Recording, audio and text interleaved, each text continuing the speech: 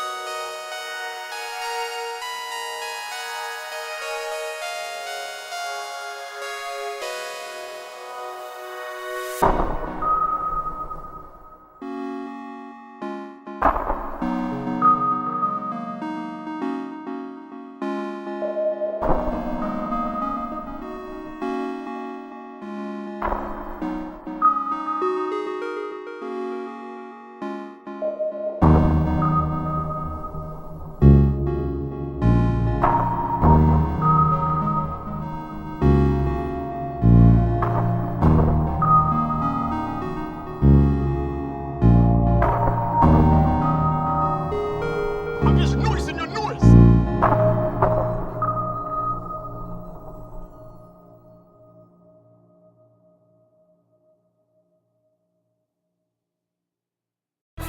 Whether you're a morning person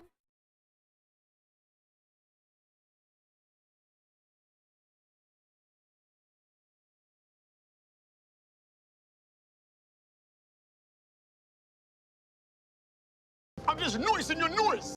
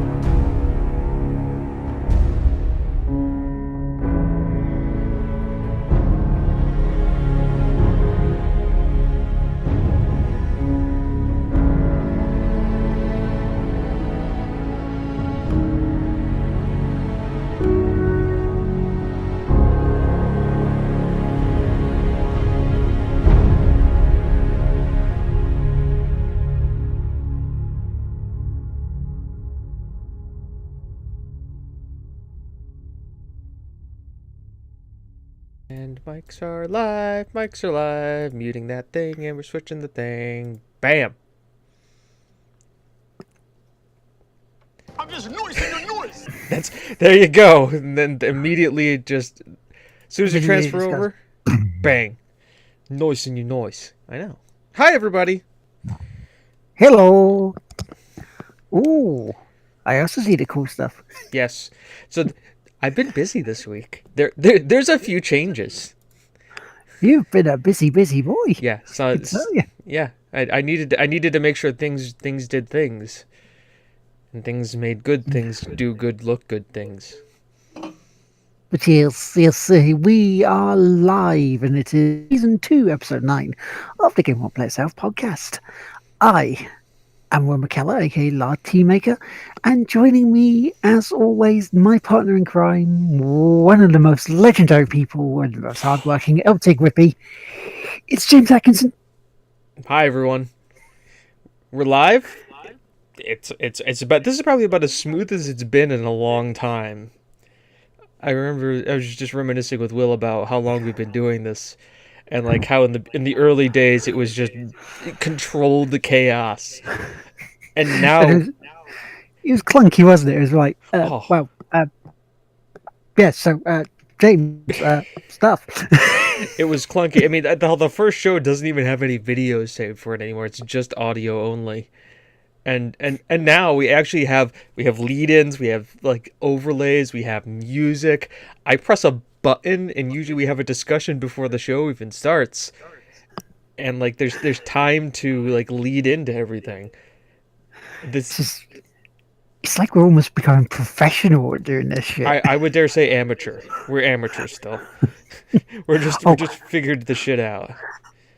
And there goes our money from YouTube on that one. So yeah, It's ironic. Yeah. So we've added some overlay stuff here. I was just discussing with Will. As you guys can see, yeah. Ooh, so fancy it is. Mainly this all became about because I wanted to get the extra life goal to show up on screen. And now that I think about it, Extra Life is all blue and I have it in red numbers, so I might have to change something to do with that. But that being said, we've got some cool stuff. As you guys have already seen, there's a great new hosting thing for when people host us with our friend Comrade Kitten. So what we're going to do now, actually, I'm actually in live working on this thing. So we may actually see some. You may actually see some changes here as we're doing it, because we're just doing it live. As we always do. As we always do. Yeah, there we go. Extra Life. Blue. Better. Right? Already fixed. Meanwhile, Will's going to have to look at the chat because I can't see what you guys are saying. Because I'm... That's fine. I shall be keeping an eye on the chat, because tonight... Yeah, go ahead. So tonight we have 2 bits of news, and then basically what we've been playing, and shout outs and all that lovely good stuff, because we can talk about Extra Life as well if you want. But yeah, so as you can see, we are without our friend tonight because he's had some stuff pop up, real life stuff. So Hagelman, we should hopefully catch you next week, mate. Take it easy. So yeah, so let's get started with the news, I guess, and it's. Do you want me to start with the smallish type news that makes this go, or do you want to go for the bigger one? Whatever one you want to lead with. I'll lead with it. Microsoft one from Gamescom, then, really, because I know we're going to get into it with the other one. I just know we're going to get into the other one because it's just bigger. But yeah, so I'm not sure whether anybody else saw it, but Gamescom was this week. It finished today. Sunday, Microsoft decided they're going to have a bit of a presser for it. And they shouldn't have bothered, frankly, because it was pointless. Absolutely pointless. A lot of it you've already seen if you haven't seen it already. They said, oh, we've got some trailers. One's from E3. They talked about the Xbox One, the X, and the S with you can now pre-order it. except it's probably sold out everywhere. And they did the unboxing with Larry Herb with white gloves, which I just expected. It just sounded very much like a fucking shopping channel for the hour, and it just. Well, it's an hour and a half. It felt like a bloody hour because it was pointless. But yeah, so just didn't need it. Just didn't need it. They could have had something special there. They could have done something that made it go, ooh. But they didn't. They just didn't. And it's a shame because they need to do something. And I don't know. I the only thing I followed from Gamescom was the fact that like Paradox was doing just tons of streams of all the games they came out with. They did one, Life on Mars, which is it's a survival game about you like kind of setting up life on Mars, which looked really cool. Hang on, I gotta read what Reese just said. Yeah. Yeah, it's a commercial. You didn't know you were going to be watching Home Shopping Network when you would turn on the Xbox presser. It was like, I expected Ian Higdon to turn up in his skeletal suit and go, "Put that down, Larry, you boob." So much. But Paradox had a bunch of stuff showed up. And then the other one that they showed that I was really excited for, and I'm about to drop a huge old classic name for you guys. Paradox is making a Mech Warrior game. Oh, wow. Oh, wow. I thought he was going to go Secrets of Mana. Is it the JRPG that they're remaking for the PS4 and Vita? Mm-hmm. Yeah, no. Mech Warrior. As in, like, tabletop, mechs, heat, everything. Nice. Sponsored, not sponsored. Yes, yeah, of course. It wouldn't be that one. Wouldn't be Tick Whoopies without Iron Brew. I'm right. But... Gamescom, I mean, this just seems to be like the lead up to like this is kind of the last big event before everything starts dropping in September. Yeah, because when September comes, you've got the Tokyo Game Show on the same weekend as EGX for some reason this year. Because normally you've got Tokyo Game Show maybe early in September and then EGX a couple of weeks after. But now they've decided to put it on at the same time, which is weird. And then you've got October 30th is the Paris Games Week with Sony doing a presser. And then 2 months after, you've got them doing PSX. So it's like, what's Evening going Simmer. on there? Good evening, Simmer. See, it's very weird how I haven't really heard anything coming from Gamescom. I mean, yeah, okay, I've been busy streaming, so I haven't probably been paying enough attention, but nothing really came out and grabbed us and went, "Oi, lad, you've got to look at this." Yeah, I do, because like nothing came out and jumped in my face. I mean, once again, like we're kind of running out of our dry spell as it is for like us like actually having any news. Like come September, there's going to be so much shit coming out that the news will be a bigger segment again. I mean, I know on the Tuesday coming up, there's going to be the release of XCOM. The DLC, War of the Fallen, or Chosen the Fallen, or Chosen War, or whatever the hell the DLC is called. Just the revamp of the game. The only thing that I've been planning to play for like the whole reason why I started and beat XCOM 2 as a stream. The DLC that I really should know the name of. So you're padding for a second so you can War bring of it the up. Chosen. It's the War of the Chosen. Yeah, and then you've got Thingy, isn't it? You've got then you've got Life is Strange coming out this week. Before the Storm, which promises to be pretty damn good. I mean, if you pre-ordered it, then you get the extra episode with Max before she leaves to go on this, all the stuff he had to do before she came back. Yeah, she went walkabout. Went, oh yeah. I'll be back in a few years. Bye. So you've got that. Then you've had this week like new Formula Ones. Games kicking off. It's starting to have that run up until like early December when it just goes and stops again. Well, even like mid-September. I mean, you've got Destiny 2 is coming out in September. That's going to be a huge drop. Isn't Call of Duty World War II coming out? November. That's November, because I know they have the live beta on right now. Yes, and you've also got things like Forza 7 coming. You've got Project Cars 2. You've got what else? You've got in October, because October goes crazy, isn't it? Like Evil Within 2 coming out. Then it's a lot of stuff. A lot of stuff. So yeah, so hopefully our news will pick up more. Well, let's take a look. I have the internet. Let's look at September games that are being released. Yes. January, April. Yeah, Spring, May. Dishonored Deathly Outsider is September the 15th for here. Dragon's Dogma Dark Horizon Remaster as well.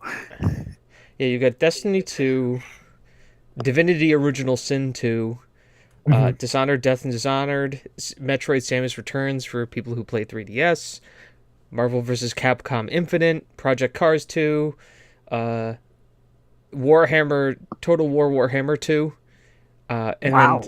then to finish off the month, December 29th, FIFA 18.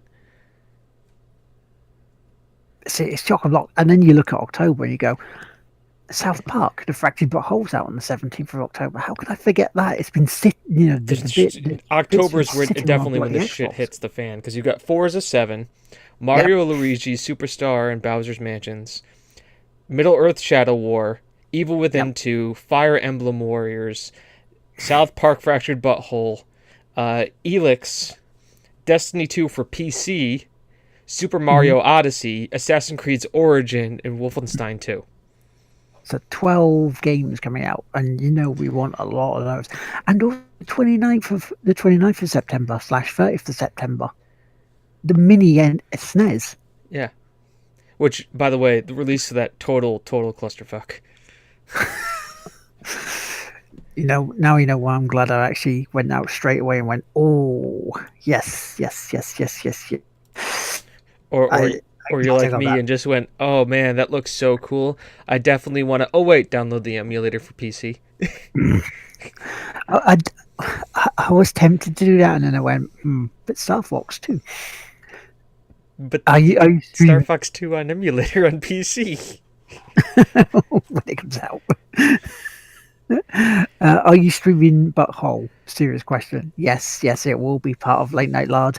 That's why I'm trying to get through Primal quicker, and so I can go through Hitman, and hopefully have Hitman done the week before the Fractured Butthole comes out, so I can just go in seamlessly. Yep.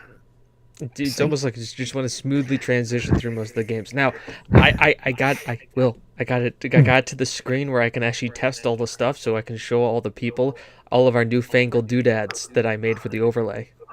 Do we? Okay, so everybody, if you haven't seen it already, and you may not have, we're gonna do the host event first. So, first of all, I'm just noising your noise. so there is our random doodads. So there's the host one, Phoenix Flame. Good to see you. I'm really happy about that one, but they're only going to get better. So next is going to be the follower event.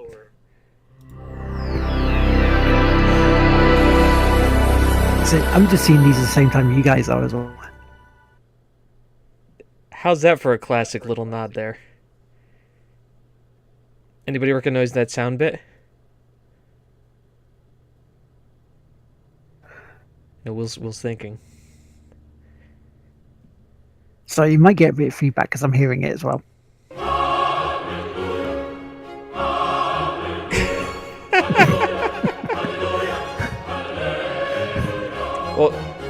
Well, Kim just was able to show us how the Extra Life donation one works.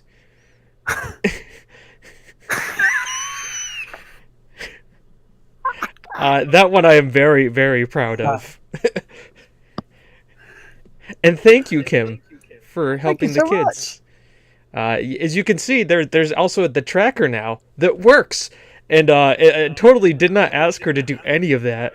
Checks in the mail, Kim. And to do any of that. So there you go. There's the Extra Life tracker. Yeah, somehow that fits. I think so. I think it really does. We have a subscriber event. I know we don't have anybody cleared up to do that with Twitch Prime, so I'm just gonna play it and hopefully everybody enjoys it. Am I the only one around here who gives a shit about the rules? I kind of enjoy that one. And so, yeah, while we're just briefly talking about Extra Life, if you want to join the Extra Life team, go to the page and set your bit up, and we go. Do I have one for the donation event? I don't think I did one for donation. No, I didn't, which is fine. But Yes. but those are kind of all the new overlay things. I'm glad Kim kind of preemptively struck with my my coolness by just being able to be like, hey, by the way, boom. And I'm just going to refresh that so everything's good and the chat will go back to normal. So yeah, that's our kind of new overlay that we're testing out. Obviously we're taking correct criticisms, and I can say that clearly right now because there's obviously no no trolls in the chat right now, or else I'd be being told that I live in my parents' basement, look like Hitler, and probably something to do with a sexual position with a horse. And have little 8-year-old scream at you down in your headset. Exactly. Though, funnily enough, didn't you have a Hispanic troll in your chat last night? Yeah, yes, we did. And we'll talk a little bit about that one. What we've been playing. I do have to ask, and you can tell me if this is lead or not. Was he in fact a troll? After I left, yes. After you left, but not After during. I left. No. See, here's the thing, right? He behaved himself during my stream. He pretty much behaved himself. But as soon as I left, that's when the shit hit the fan, apparently. Because, I thought he was joking because he had like a voice synthesizer bit. And, I got to the bit where you were saying goodnight to everyone after the stream. And then I heard this little high pitched voice going, goodnight! And it just cracked us all up. And then after I left, that's when his shit hit the fan. That's when the Hispanic troll became a Hispanic troll? Yeah, because he was on Tim Paulin's stream, because he was streaming some more Rocket League after we went. Mm-hmm. And apparently, because they had room in their chat, a load of this kid's mates just piled into the chat and just caused chaos. This is the reason why you have mods with ban hammers. Much like Simmer is sitting quite patiently with in our chat right now. And this is why I tried to keep it as over 18s only for this. Even though that wasn't quite effective last night, because we had someone who's been following me for over a year now on there. He comes in, wanted to join us, like, yeah, fair enough, jump on in. But he was kind of very egotistical with his gameplay, and we play Rocket League to have fun. We have a laugh. We don't care skill levels. We're just there for enjoyment and just hang out and just have fun with people in the chat on Twitch and in the game. And he just sort of taking it way too seriously. Wanted us to do like a 7-on-1 against him, and it's just a case of what? We had to. Yeah, we had to say countless times, look, it's not possible, and he still wouldn't do it. Still wouldn't do it. Actually, do you know what I think we should do? I think we need another mod. In your chat? In your chat. In the chat here. Mm-hmm. Who? I think it should be the patron saint. If she wants that responsibility, she can. I leave it up to her. If she wants the responsibility of being a moderator and being able to like banhammer people, I have full faith that she will be able to continue those duties out. If she does not want that responsibility, I understand. It is a lot. It's the whole like 12 people you can have it here at once. Because I mean, we have Simmer who does a good job. We have myself who has the hammer as well. But it's a case of I think we should need to expand it, because I talk enough bollocks to be distracted with chat. I have a spare band gun. Yeah, true. We hand out their guns? I guess so. We have licenses for those? You ban everyone. I'll ban everyone. It's past tense. No. So, so I think that might be a yes. But yeah, so talking about chats and banning people and things and stuff. Let's move on to the other bit of news we had. And this is something you brought up to me on Discord. YouTube. Mm-hmm. I'll let you lead out on this one. Yeah, and actually, if you're on our Discord, this was actually part of the hashtag Friday Night Podcast discussion. So if you, going forward, I think I'm going to be at least leaving a piece of news on the hashtag podcast discussion part where anybody can kind of join in or drop any things you want us to discuss during the show on Friday nights. Because, heck, why not? This is a community. Instead of us talking at you, why don't we talk with you? It's a good plan. I like this plan. 10 out of 10. Best plan. Best plan ever. And we don't have to have anybody pay for it. Only with your time. Only and with maybe your a little time. bit of effort. Exactly. So yeah, so you have the floor on this. We see, this is turning into my favorite whipping boy. And I feel sad about that because it used to be EA. And we all know what my thoughts were on EA. I mean, look at Battlefront 1. I don't need to make any more discussion about why EA is where it is. Instead, we're talking about YouTube. Again. Yes, YouTube. And really sparked this conversation, or this thought at least, was an article I was reading on Forbes, because at work they block the 99% of anything related to gaming, but because Forbes is also related to work type stuff, and Forbes has a gaming featurette. By the way, there's some guys who do some great writing and some girls who do some great writing on that site too. So I would love for you guys to kind of check it out every once in a while, because remember, these guys get paid on per clicks versus like being able to do anything else. So they do, some of the stuff is clickbaity, but there's also some good opinion pieces too, because they're not beholden to like a PC gamer or or like that kind of a stuff. They're kind of freelance and they are able to contribute to Forbes. So they're not beholden to a overarching company telling them what they can and cannot write. By the way, Ace Combat 7 is going to revisit the Stranglograd universe, which is from Ace Combat 4. Cool thing. Hashtag check that out, because Ace Combat looks pretty awesome. All right, so here we go. Okay. It was written by Paul Tassi, and he's actually one of the contributors I follow.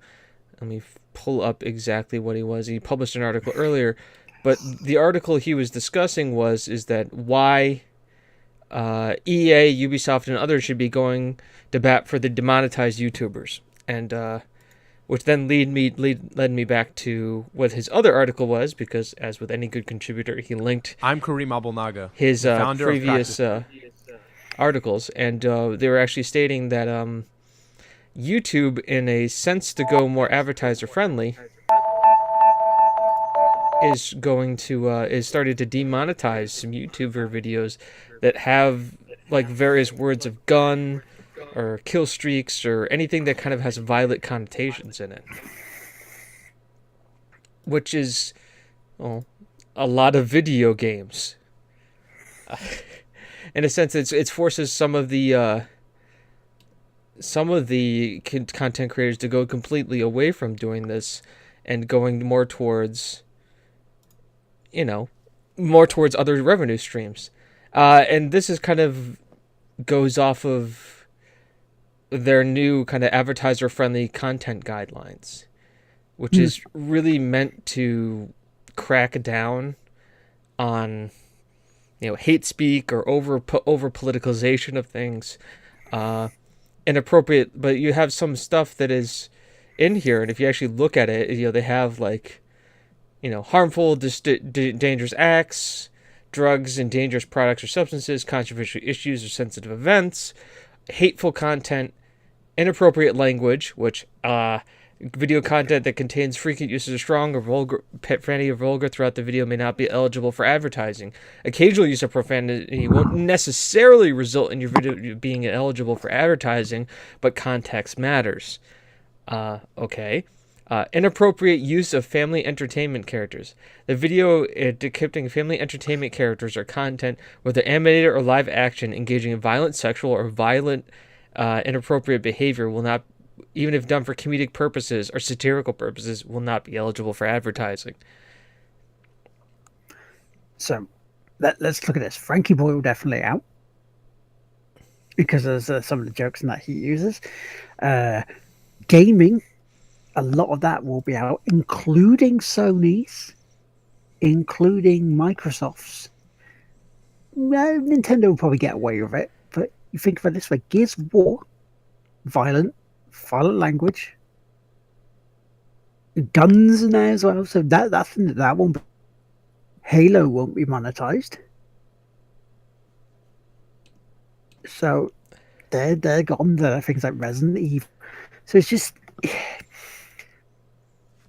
I can see what YouTube are trying to do with their whole hate speech thing. I can see that because, while having freedom of speech is fantastic, there are limits to it. And I'm not just talking about one side. I'm talking about both sides of the issue, because you can go far, far to one side and just be a dick. And I can see that YouTube is trying to cut that down because what that breeds. But they're also going too far themselves, because if you're depicting in games, then if people have an ounce of common sense on them, they know it's a game. Nothing will come from that mentally. But yeah, to me this has just gone. It's just gone way too far, and they're shooting themselves in the foot to try and get advertisers back. It's showing that, and I don't want to knock YouTube too hard. I'm very, obviously everybody knows who, if you've watched the show for any amount of time, and if you're new to the show, hi, welcome. I'm glad you're here. But if you're not, I'm very hypercritical of YouTube. Even though I can tell you, I'm the first person. I have shows I watch that people put out religiously every day or every other day, and I follow a lot of streamers and a lot of YouTubers, and I specifically have my ad blockers turned off on YouTube as a whole, and will go and watch through every single ad or every single click through that the person has, because I understand that that's a monetization for them and it's their livelihood. So it doesn't bother me to do that. But at the same time, when you are starting to become more beholden to the advertisers than the people who are creating the content that give those advertisers revenue, I start to see a little bit of an issue with the program, with the program as a whole. This is, as somebody who's used it and has had difficulty using it myself, is one thing, because obviously there's a whole reason why we've made a transition to where we are. But at the same time, it's sad. I mean, you look at that policy, right? What I just kind of read out. It leaves a lot of vagueness in there.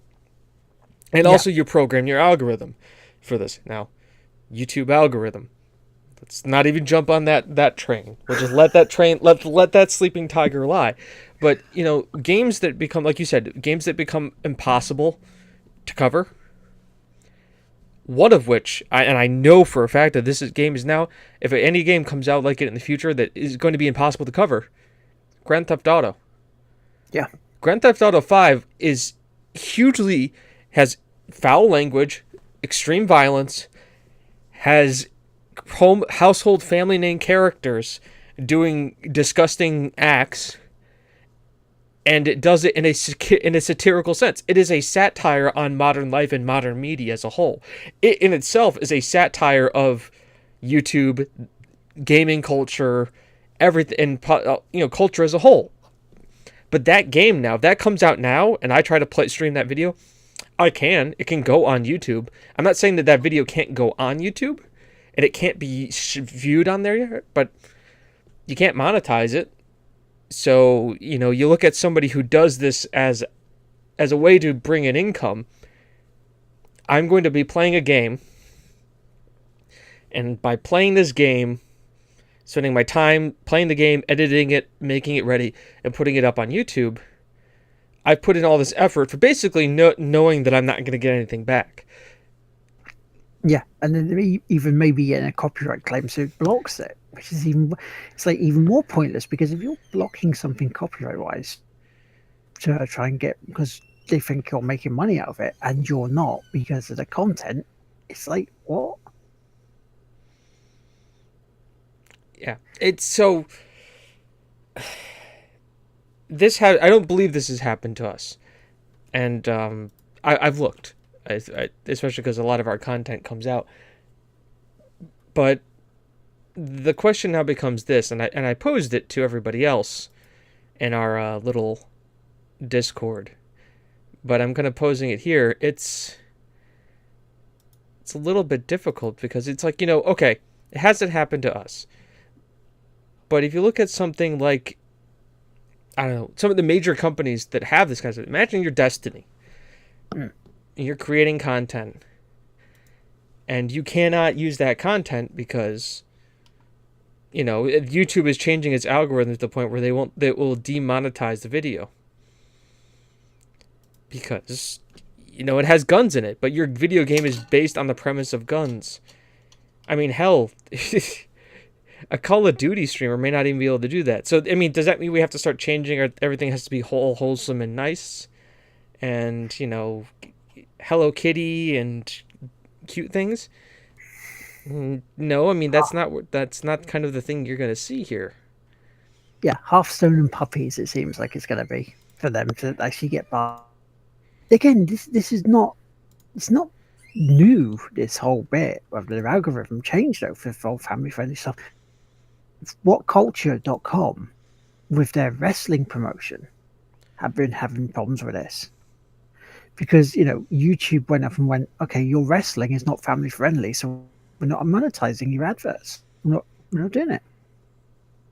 And there's this whole campaign that they were doing, say, actually, hang on, it is this. It is entertainment, it is this. So what they did around it, because it looks like YouTube have been really shitty with it, they've taken their live stuff, their live show, like TV shows where they actually have money to pay people, onto Twitch. So it seems like they're getting things like affiliation or even partnered on Twitch already for it, and that's their way around it to get their money. And here's another thing. I'm not sure if most people have known this, and if you don't, I'm glad to be kind of the person who gets to tell you this. You can upload videos to Twitch now. You can upload videos. You can have your videos and playlists and stuff. It almost becomes like a point where you're seeing a bit of YouTube creep into Twitch. And I can tell you, I've been doing this slowly. I have almost all of my XCOM streams on Twitch now. And leading up to the release of War of the Chosen, I am going to do a vodcast of the entire XCOM 2 playthrough that I just did as a prelude into the game, because, hey, this is what we did. This was I think, 14 hours that we played through this game to beat it. And now we're going to be playing it again. And I mean, where YouTube is on-demand content, I can watch whatever I want, when I want, how I want. And where Twitch is kind of a little bit more like your prototypical television network, you can kind of see where things are going. And we're kind of comparing apples to oranges here, because they are kind of, though innately the same, also very different in the way that people are able to access and consume content. It seems Twitch has been leaning more towards, the content creator. How can we help the content creator more create the content? Now, this also may have something to do with the parent companies. You look at YouTube, which is owned by Google, and we can kind of see, especially with the late news and stuff, where kind of Google is as a company right now. Great company, still a great place to work with, but you can see where, kind of with the internal memos being leaked and that whole kind of discourse right there, where I think Amazon, who owns Twitch, is kind of almost in a sense looked at Twitch and said, you guys are running your platform. We know that. We're going to give you monetary support and infrastructure support, but we're going to let you grow it with help in other ways we can help that. And you look at how Amazon has grown as a company. how it's branched out into other medias and solutions and stuff. And now, like, they're basically the integration of, like, hey, we have this great service. Why don't we also make this service a part of what you're doing here on Twitch? Because everything intermingles. It makes sense. And it's done really well. Where I think YouTube has been kind of, it in a sense, it grew too quick. And it, like, nobody expected it to be what it was. I'm just noising your noise. I mean, does it feel like to you that YouTube is starting to become a little bit exclusionist in that sense with their whole new algorithms? I don't think it's going to be exclusionist because people are still going to make videos and that. But I think it's kind of becoming, and I'm going to use a gaming term here. I mean, heck, we are a gaming podcast. Almost kind of like a pay-to-win kind of a system. That if you're not already a part of if you're not already kind of like in that fold of people who are kind of like, hey, we are this, we already have these kind of things. Like, I'm not already a Markiplier, or I'm not already a known commodity that's going to be going into YouTube saying, hey, I've already got this level of following and media support and stuff, and I can kind of go into YouTube with enough clout and enough weight that, like, I can get help. Then it's difficult to kind of make it up there. So it's not for, like, the beginner level stuff. Where Twitch, especially with, like, Twitch being with the affiliate program stuff, if you have a small group of following, like us here, we have a small group of people, but it's nice because we're able to at least do a little bit to help to go back and forth with each other. And there's that opportunity that if things grow, it's a much more easily sustained and growable model, where YouTube, you're beholden to them for the revenue. It's all based on getting things from them. Granted, you can use YouTube videos on Patreon and other sites like that, but at the same point in time, it's still like, if you're going to get your basic monetization, you have to get it through YouTube. Where Twitch allows you, especially part of their terms and agreement, especially if you look at their affiliate stuff, what are their rules? You need to fill out the affiliate form, have your tax, know where your money's going, and have your taxes be able to be pulled out for any revenue that you earn. And you need to keep your videos on them for 24 hours.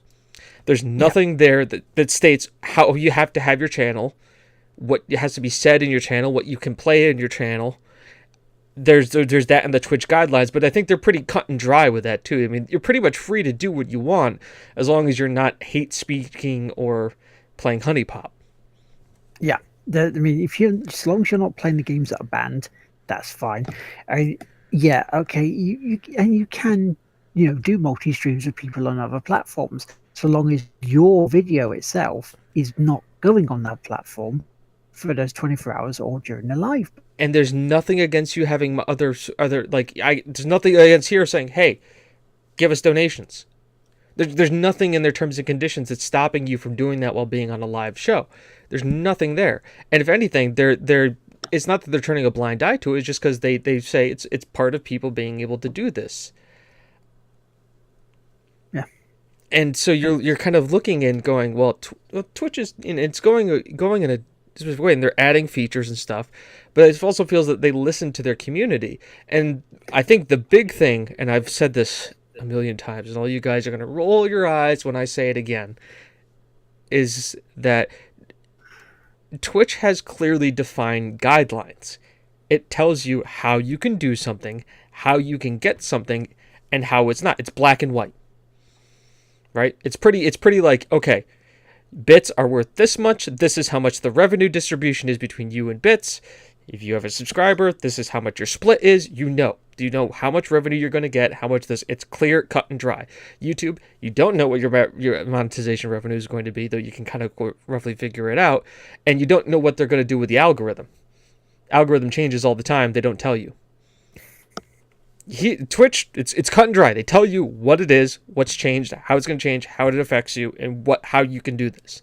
And it's like going into working a 9-to-5 job saying this is what your hourly pay is going to be, versus going into kind of like a consultative sales job where your sales are based on what you do, and maybe if you sell a thing, you're going to get a cut of it at this percentage based on the thing that you sell. So there's stability. The other thing with Twitch, and you're right, the copyright of things. If you play copyright music on it for a live broadcast, they don't care. They Twitch are fine with it as long as it's not really offensive shit. Then they won't step in. But whereas, and if you do the rebroadcast, if it's something they know that they haven't actually got a license for, they'll just mute it for you. They will just mute it for. They won't shut your stream down. They will just go, there you go, we've muted this little bit for you. Which is nice. You don't have to go for all this copyright claim. You don't have to appeals. And it's just a lot easier for you to get on and do the one thing that you enjoy, streaming. Playing games. This is and I enjoy the fact that Twitch also has creative streams. Those are a thing. In real life stream. Those are a thing. Hey, Paul. Hey Tim, how you doing, man? So let's have a quick look at the chat. Simu's asking, saying, I want certain friends we exempt for the new algorithm. I'm saying no. I'm saying they won't be exempt. And I'll say why. Because during the actual bit with the copyright claims, companies put up videos and the algorithm copyrights their stuff and it goes against themselves in one of the most stupid things I've ever heard. Sony will get copyright claimed from Sony. And but it's our stuff. So they have to go through the rigmarole appealing it and say, look, we're getting copyrighted by ourselves. How? And so then YouTube has to come on, oh, okay, fair enough. But that's the ball that you don't need. And it's gotten worse over the past, year and a half now? Yeah, this has been kind of a slow pull down. And Jim Sterling's gone off about it as well. It makes me not want to put the archive stuff with how bad it is, because where's the next step? Is that you have to submit your video to where they will just go, okay, yeah, this would be copyright, so we're not going to put it up straight away. We're just going to completely pick it. Or we're just not going to have the algorithm for it. So I'm posting the article here a couple times, but I also want to, I'm going to paraphrase something from this, just to kind of get an idea. Now, this may be just an isolated case, but Paul had interviewed some YouTubers about this, and it just reads this. Michael Tash, a Destiny YouTuber with over 160k subscribers, has seen 140 of his videos demonetized recently. And as such, he's already switched entirely to Twitch and Patreon for his mainstream income. His gaming contact at YouTube told him he was aware the creators are upset, but there's nothing they can specifically do to help. I told him, then I'm quoting, I told him I was almost 100% switching to Twitch at this rate, and he said to do what I had to do. So it's the big wigs, it's the Stockholm. This is coming from a Twitch contact for a person that has 160k subscribers.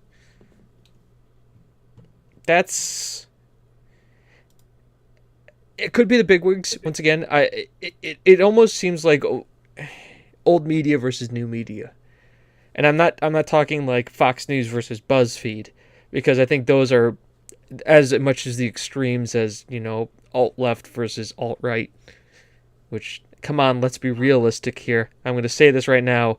Let's stop calling them alt right. They're fascists. Let's stop calling them alt left. They're socialists or communists. That's what they are. Don't use the fancy lingo terms. They're just straight out there. But anyways, I digress. It seems like old... Two sides, both bellends. Yeah, no, exactly. This is not a commentary on what those people are. It's just on what to call them. And let's call them what they actually are. By the way, Patton didn't like either of them. So, just FYI. It feels more like it's the BBC against Twitch. There's that old the BBC looking at it going, well, this one. So our demographic is this bracket. And then you get people like Julia Hardy coming in and go, hang on, no. If you do a demographic coming in, got to do this. And then they're slowly coming around to the sports her stuff on Radio 1 and other gaming on there. It's just like, it feels like you pushing against a brick wall, trying to expect it to move, and yeah, it's doing that, and that's what this feels like. It's that shift. It feels like, for me, it's you look at YouTube and you think executives building cigars, three-piece suits, and vests. Because it seems like, I mean, because ultimately YouTube is, and they've outright said it in what's going on here, it's advertiser friendly. Okay, so you're telling me that you're beholden to advertisers. That is what you're telling me. Now, that also maybe because YouTube has to keep that as a revenue stream because it's important to them to keep the doors open. And I won't fault YouTube for being somewhat beholden to the advertisers. That's fine. You do what you need to, but you have Google as a parent company, and where are they if there's this? Or what can you do as a company, that as a YouTube, as a thing going forward? Like, yes, we understand that this is an issue. We're looking at ways to kind of advance it. Maybe like looking through pushing YouTube gaming as a separate platform where you can have gamers monetize videos or something else. By instead of just telling your people who have who are contacts for relatively decently large streamers, do what you have to do. In my profession, in banking, if I told somebody, well, you do what you have to do, my boss would call me into their office in a second and say, that is totally unacceptable. That's not what we do here. How are we going to... You should really have said, what can we do to help you? Let's understand your situation and let's try and find a goal and do that.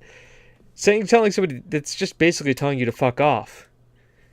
In polite terms. I mean, it could be because that guy didn't have any answer because there was literally nothing he could tell him or do for him.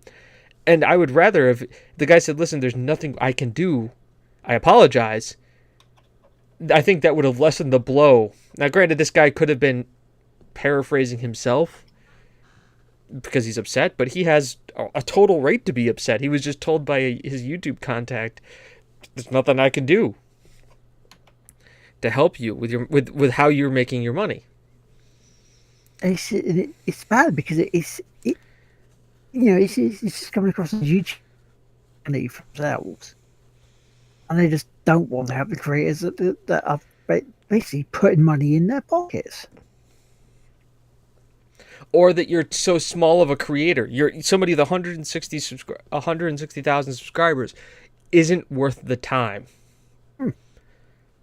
Which, to me, is the more upsetting thing, is that you are not a big enough fish, so you are not worth my time.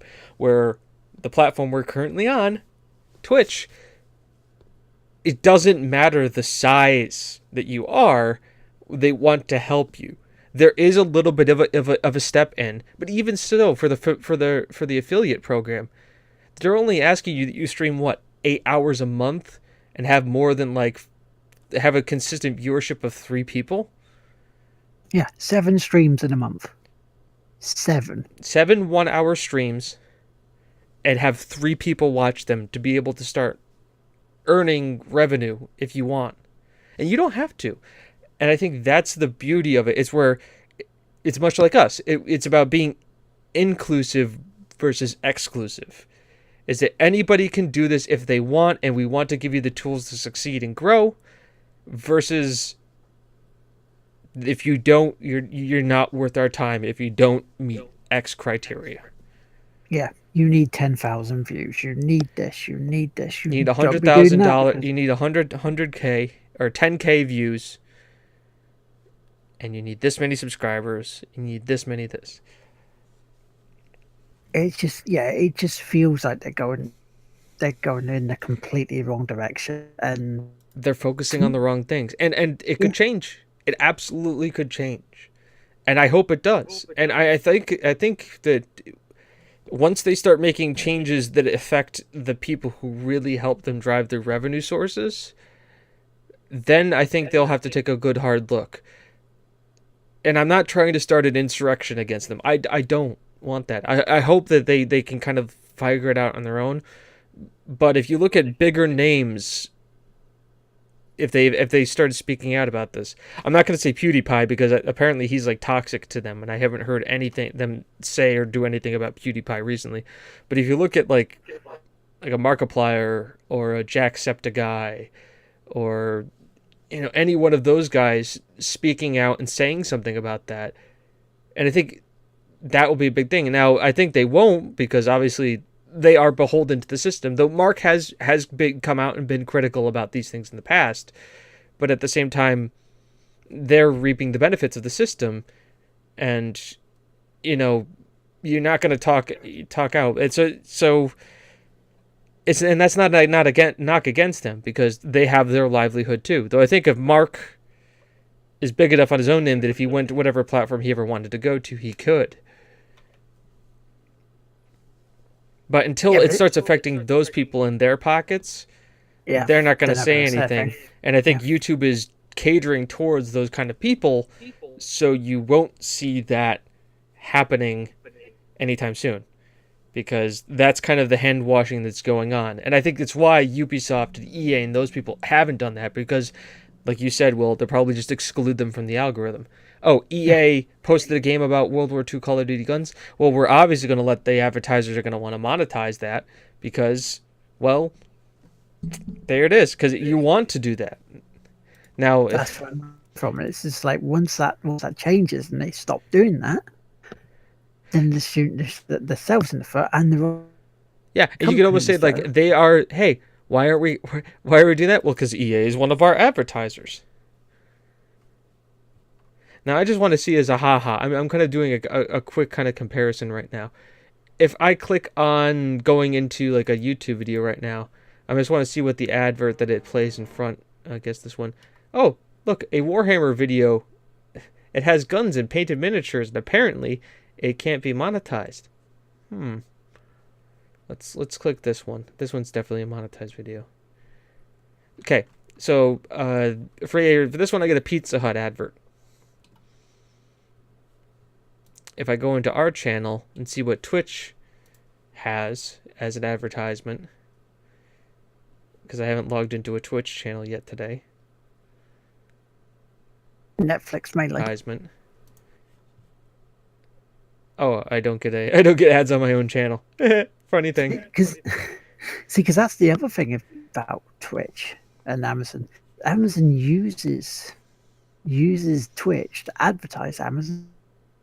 Yeah, Amazon Prime. Yeah. And here's the thing. Like, okay, so I guess it's also about targeting and knowing your audience. So Pizza Hut for YouTube, right? I click on just a random channel. By the way, RPG Limit Break, who's doing a Mario RPG marathon this weekend. So if you like Mario RPG games, you should check them out. Their advertisement is for Rainbow Six. Games on a gaming channel? Advertising for games on a gaming channel. Who would have thought it? I mean, I've seen Bud White ads on Twitch. So once again, when has anybody ever seen a beer ad on YouTube? That wasn't you watching a Super Bowl ad. Like it was straight up an ad before the video. Come on, I know most of you drink beer in the channel. Yeah, even the whiskey ones with Kulis in. Simmer. I know you drink. I know you enjoy a beer from time to time. Yeah, no. Whiskey and alcohol. How about an alcohol commercial? I could also compare this to WWE. Because WWE, the Attitude Era, from 98 to even 97 up to about 2005, 2008 sort of time. Yeah. Look at the stuff they did. And all of a sudden they went PG because they wanted to placate the advertisers. They wanted advertisers to come in. So that's when you saw the kids stuff coming back on the adverts, like the Mattel stuff, Rocket League, this. And so they've sort of beholden to it for a few years. Not quite as much now because of the network where, okay, we don't need the advertisers' money. We can get the money for the subscribe. I mean, yeah, you still get some people sponsoring the pay-per-view events, but it doesn't feel as huge now, apart from like the KFC stuff. And the KFC slam was like, it just felt cheesy and bad and all. But it feels the same thing with YouTube as well. The KFC slam was about as bad as eating KFC. You felt queasy, sad, and kind of depressed with yourself. But we still eat it. We still eat KFC. That's we like. but it just has that feeling of that's what they're doing now. And unless they have some sort of trick up their sleeve or something like a subscription based, more like, was it YouTube Red? I haven't heard much about what's going to happen there. To get money from that. People subscribing to via that, but yeah. So I think the ultimately it comes down to this, is that I'm gonna use my one last thing to compare. It is the NFL, where the product is greater than the advertisers, so the advertisers are going to them for the advertising, versus the other way around, where you are beholden to your advertisers because of your product. I think that's the key there. Because if the NFL, you look at the Super Bowl, how many millions of dollars are spent on commercials for that one day? Because they know, everybody knows you're going to be watching the Super Bowl, even if you don't like American football. People are going to watch it. The biggest global events every single year. So the advertisers know, and they spend millions of dollars for 30, 10, 15-second spots. Where you look at YouTube, and those advertisers might be dictating terms to them. Now, I think, once again, and we'll end it on this, I think it's coming from a good place. We know where they're trying to eliminate a lot of the hate on YouTube, and I think that's a good thing. But at the same time, these people are not going to go away, and unless things change in their own circumstances to have that change.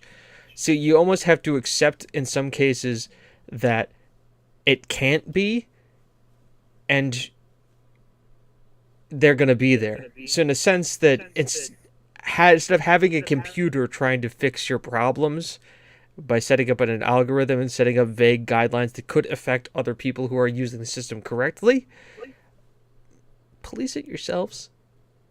You got enough money. Yeah, I have people to do it. And also, YouTube as a whole will let you know. I mean, they are a community. If somebody's being a dick, they're going to let you know. You just have to get off your ass and deal with the dick. Yeah, putting everyone in that same bit is just not going to... Don't let one person doing something dumb ruin it for the rest of us. And maybe that's why Twitch hasn't had to go through this yet. But also, I think Twitch is policed a little bit better than YouTube is.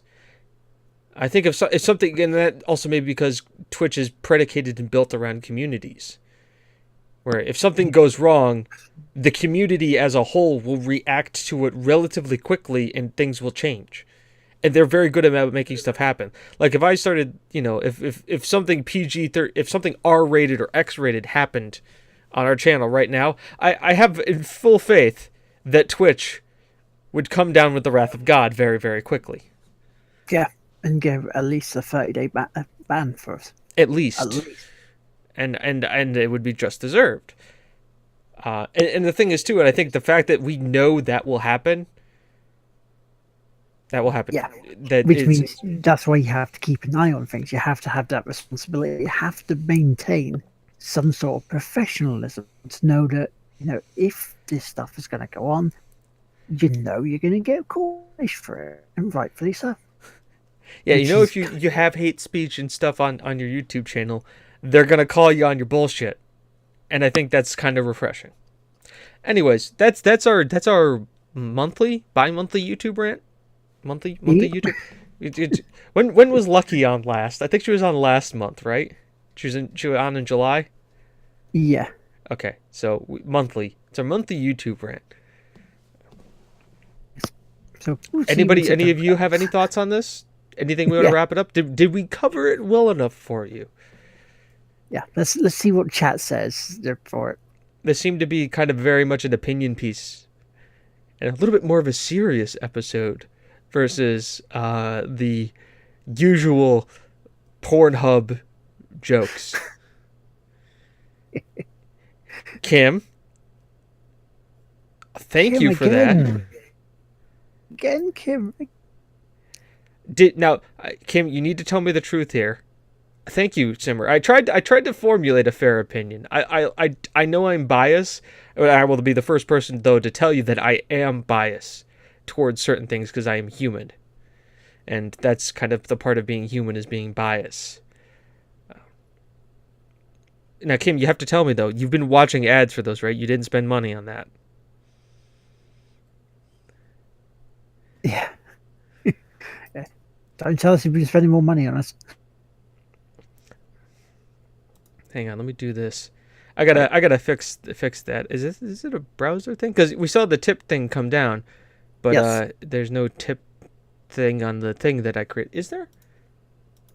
I didn't see it. The new overlay may not have things for tips, and I might have to use the other thing to get things for tips. Yes. There's a flaw Yes. in my plan. Widgets. Twitch. Followers, let's see, follower count, follower goal, latest subscriber, latest follower, follower train, followers, followers, subscriber count, subscriber goal, subscriber train. Do you have a Twitter thing? Oh, apparently we can also show a live Twitter feed and encourage your viewers to join the conversation. Cool. Very awesome. Why wouldn't you just have them in Twitch chat? Exactly. But yeah, everybody seems to think we've covered it, mate. So if that's the case, we shall go on to what we've been playing, yeah? Go right on ahead. Okay, I shall do that. So this week has been sort of a mixed bag, and one of the big heavy hitters I played was the Uncharted Lost Legacy. Really, really, really, really stunning game. It's about 7 hours long, so it is I'm not even going to say fairly short, because that's up there with the other Uncharted games. Because as you would have seen during my run of Extra Life last year, it was last year I did the Uncharted challenge. Because if it was it Extra Life we did it? I believe it was. It was either Extra Life or Game Blast last year for it. But yeah, so we have that. You know, it's up there with them in terms of length. Maybe slightly short by maybe about a couple of hours. But yeah, story is brilliant. One of the biggest worries I had for this was, would it feel like an Uncharted game? With Chloe Nadine in there? Yes, it does. Big time. But, and here's the but, I have a problem with a glitch in there. And it's to do with the AI. It's to do with the AI in your party. And it's to do with the AI enemies. Because there was more than one occasion I was in a sort of selfie situation, and you have suddenly party just start running around the area. Enemy sees this, but it doesn't react in any way, shape, or think, hang on, if they've seen him, oh shit, we're on my covers. No, they're completely invisible. Even at the point where you have one of the party members run into an enemy, and the enemy doesn't care. The enemy just carries on. It's like that took it out for me. That took me out from that situation. Apart from that, get that game. It's cheap. It's not a $60 game. They include the multiplayer from Uncharted for it. So if you want to play more, don't have Uncharted, you can get this, and it works as well. Hey! I did the thing. Got it to work. Yay! There you go, Kim. Just for you. So please, so I can't recommend it enough. I really can't recommend it enough. but just just don't expect the AI to be completely fun. Other games, or Kingdom Hearts. I've got to the Aladdin world on Kingdom Hearts 1. The leveling up and grinding that I did off stream worked a treat because I kicked his asses on the stream last week because I did extra on a Monday as like an extra sermon, and I'm starting to like the game. We get past that first hour and a bit, which is a bit, yeah. But yeah, it gets. Should have warned you about that. It is a Square Enix game. Westy sort of gave me a heads up on that because I know Chris Light was streaming it, and so Wasted was like, "Oh, just be mindful of this. You enjoyed the second one, so okay, but to get to the second one, to get to the gloriousness that is apparently the second one, you have to go through the start one. Just be careful of that, all right? James says, just be careful of that." So the other usual stuff on there, Far Cry is moving along nicely. Doom was what I played on Tuesday for the Tuesday afternoon stuff, and it's a bit quiet, but because I couldn't get into any multiplayer matches I wanted, unless I was in like team deathmatch, which seems to be the more popular bit at the moment. I know Dave never wasn't there. I did actually go back to No Man's Sky, which the look on your face is like, wait, what? I did too. So yeah, I got it. I played about 10 minutes of it and went, eh. Did you? So you played about 10 minutes. So are you considering restarting? Maybe. Because under recommendation from including Holly Bennett, I decided to restart it. Took me about an hour to find everything I needed to get off and get the ship repaired. I had it in 15 minutes. My spawn Nice. must have been better though. Yeah, because I was like on this really, really cold ice planet, so I had to. It wasn't really sparse or anything. Just didn't want to just shell out what I needed straight away. Apparently there is a storyline here, and you're supposed to have an anomaly here, and you go to it, and it's a story. I haven't heard that yet in about 5 hours. There is some side quests now you can do, and they have changed that around, so you do see your main mission and side stuff. There's more aliens in there now, so it does feel different. It feels better. It hasn't kicked into gear yet from those 4 or 5 hours. Yeah, it looks like it could definitely be a lot better. You can get bounty hunters. So I've got a couple of bounty hunters which gave me about 100,000 credits each.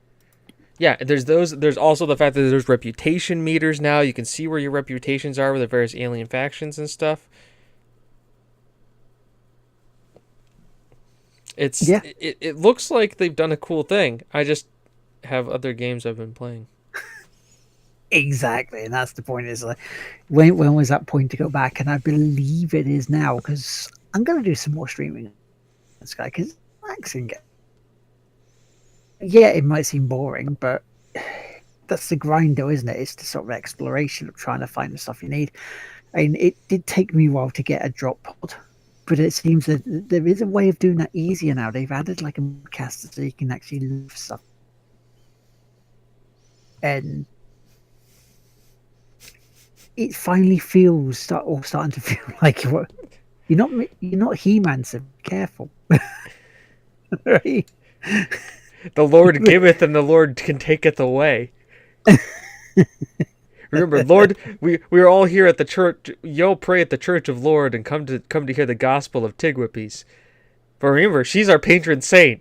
She's the patron saint of the gospel of Tigwippies, Simmer. You may be the chosen one right now, but that title can change in a heartbeat. So Pope of Tigwippies is speaking.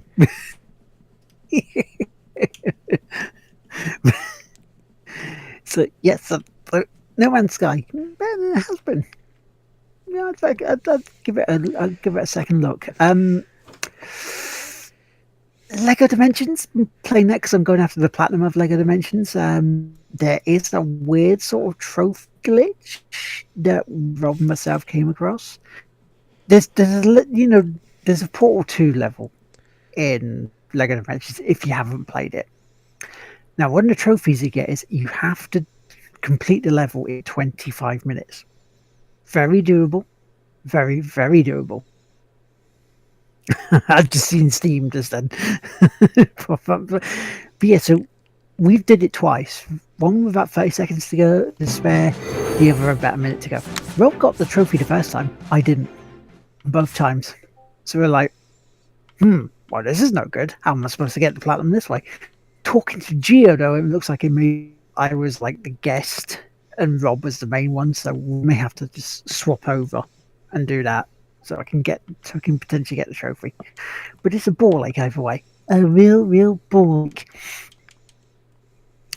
Just other things of note to domestic Rocket League, right? Yeah, Rocket League.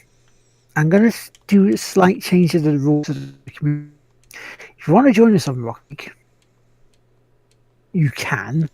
But if you're new to it, if you are new to the channel, you must be following us. Be in the chat for a good couple of weeks, talking to us, getting to know you, and must be over 18. Because, one, as you can see, if we're doing this and what we discussed earlier stuff, if we're looking at this to run it to a point where we can make revenue for this, so we add to us, we need to be responsible. And if anybody under 18 is mind about, and some of the stuff we chatted on can be quite filthy, immature, we can't have that. We can't have people under 18 because it's not, doesn't look good for against it. And yeah, also the people in chat talking to us, getting to know us, because we can also have people who come in and they just want to just rip through us. They want that ego stroking or something because they get really, really ultra competitive. And that's not what this is about. It's about us lot coming together, having a good time for a couple of hours, and just enjoying ourselves. Which last Thursday, just didn't feel it. It just felt, people came in, they were aggressive, they were just, we'll do this, and of something that we couldn't do, like a 7-on-1, not possible. But they wasn't going to take that for an answer. So it felt very trollish. So to try and cut that out, that's the ruling. And anything else? I played more Evil Within, went back to that after about 4 years. And finally did the boss in chapter 3. It's like, hey. Even though Steve for me just went after it without getting like the shotgun and the crossbow, and he went after a pistol. And it's like, I've done something really stupid here. I may have fucked up. I wasn't surprised when he came out with it. I wasn't surprised in the slightest. One super song of surprise. Played some Project Cars earlier tonight with Simmer. Which, those cars are twitchy as fuck. They need to sort that slightly. Just slightly. Just get a little tiny adjustment to. And then finally, I've started playing 2064 Only Memory, which is a cyberpunk adventure game, which is a point and click. However, different to other point and click adventure games, it does feel a bit basic. It feels a lot more linear. The puzzles aren't that taxing, so it seems like they wanted to build a game where everyone can play and jump in, because the characters seem pretty cool. Yeah, apart from the bot that breaks into your house, right, when you're trying to sleep, just for your help, and it just comes across as like Japanese annoyance. We're just like, look, bot, just shut the fuck up so we can get on with this. But I'm going to carry on with it. It seems like it's decent. Yeah. Simmer says it's called tuning your cars. I shouldn't have. I shouldn't have to, damn it. I should be able to just jump on a track and drive. But that's pretty much all I've been playing. I do want to give a quick shout out and that plug for tomorrow night because shameless plugs. Tig Whippy will be starting a Dying Light stream of myself and Geo and joining in as we're going for the platinum Dying Light. So we'll have to restart it again because of those pesky glitches. We'll also be hopefully playing through DLC. So look forward to that coming up. So that's me done, mate. What have you been playing? I've been playing a little bit. I actually have been playing a lot of games. Let me see if I actually did this right. If I can actually do this. I don't have it. Well, we're adding a game capture. Add existing game capture. Bang. That's the thing. Gonna put it all the way at the bottom. So we're gonna talk about what I've been playing. And I've really been enjoying this little game. Oh, this is a game I just saw appear on Steam. Yes. If I can get it to actually show correctly. So let's see. Let's do it. If not, I can always just do this. Bang. And game capture and cat quest. Oh, that's why it's not capturing. I know why. Because it's minimized. Bang. There it is. So yeah, this is one of the games I've been playing. It's Cat Quest, which is kind of a it's an open world kind of 2D kind of game. Let me see if I can actually do it without full screen windowed. Can I actually like move my mouse out here now? What I really like about the game, and I think the biggest reason why I've sucked so much time into it, you can play it for like 5 minutes and then go away, and it just saves your progress. And it's really just kind of like you run around and you have like a basic roll mechanic, as you're seeing here. You have a slash, you have a heal and like a little magic you can do. And it's a role-playing game. You can clear little dungeons out. You have equipment and stuff, and you can build a character like a ranger, which gives you more health. You have armor for like night stuff. You can be an arcane person and use magic. There's some depth. Skills. You have fire, flame purr, healing paw, and lightning ya. Which is kind of nice. And everything is kind of Ninja Blade, Chainmail Blade. It's all kind of there. They're just cat puns galore. It is. And the fact that you can just kind of play this game and it's just super fun. You can just put it down after like 5 minutes and it just saves your progress. It's like Meow Blow free. Yeah. Well, look at this. I'm in the furriest cave. It's the Queen's Resort. Right here is Bermuda's Triangle, Alpha's Ruins, Lakeside Hole, the Puss Plains.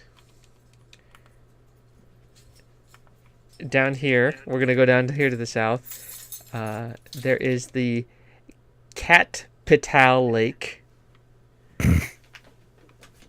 Kit's Cats.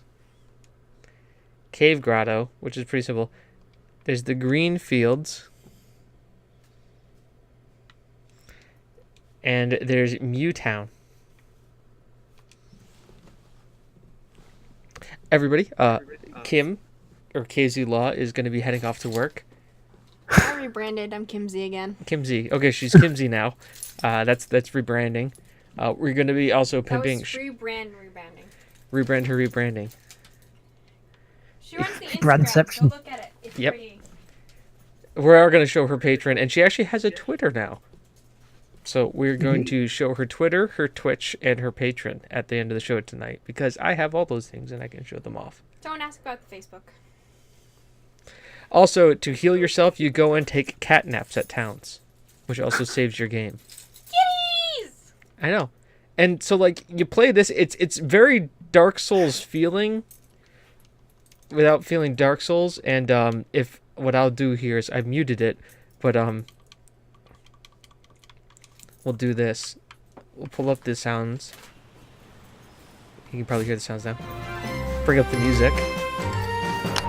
Oh, just that music, man. Will can't hear it. I can't hear it. Can't hear it.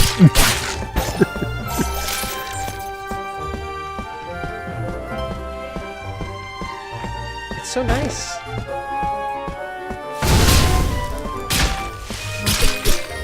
Yeah, so I'm playing a little bit of this so you guys can actually kind of just see what it's like.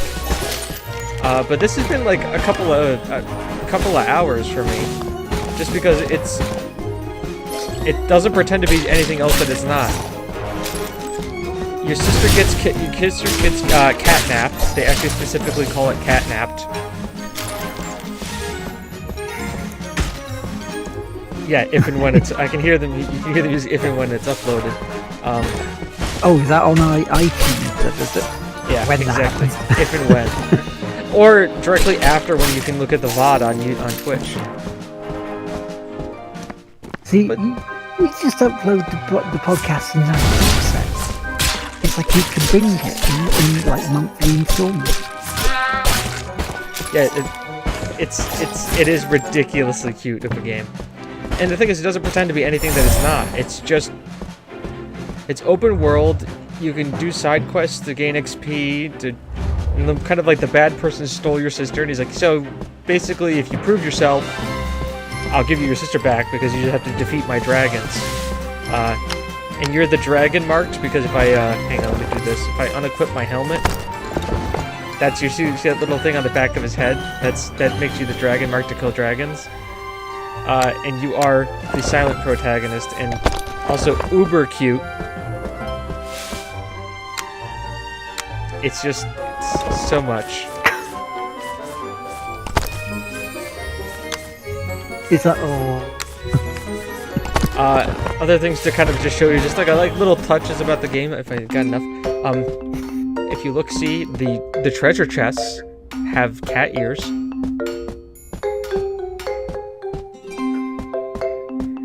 And also, I think this is the coolest part of the game, and I'm going to use that. I'm going to buy something. I'm going to roll some gear. The yes and no. Cat pictures. It doesn't have catnip. It does not have catnip. It has catnaps. Catnip's possibly DLC.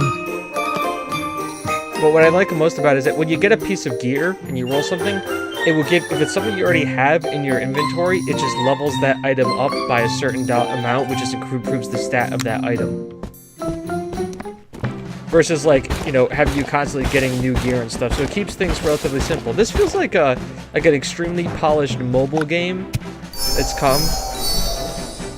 And once again, we can just play it for like, a couple minutes. And that's it. But yeah, Cat Quest. I have played way too much of this game. Also, the only way you can quit out of the game is if you actually like go into the game. But no, ton of fun. Like I've played a lot of it, and it's mainly because like in between, like just like if I'm waiting to, you can't get yourself into a deeper game, but you play 5-10 minutes of it and you're done. Boom, you move on with your life. And that's a great game to kind of fill that need. Other things I've been going through, Deus Ex: Mankind Divided. Oh. I have gotten back into that game. I'm not streaming it. I'm just going to beat it. I am Prague is in lockdown for all of those who've been playing it. Reese, I know you have been. Geo. So Prague is in lockdown. You probably know where I am right now. Yes.